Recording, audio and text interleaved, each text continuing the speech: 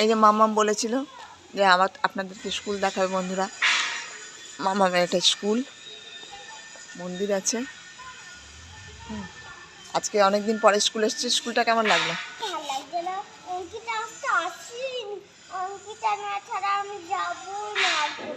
ওর best friend Ankita, ও আসেনি, ওর ভাল লাগছে না।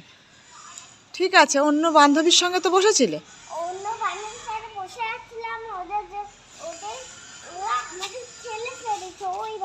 ব্যাস, ওরা ঠেলে ফেলে দিয়েছে, ওর পায়ে ব্যথা লেগে গেছে, ওর সেই জন্য ওদের সঙ্গে একদম ও মিশবে না।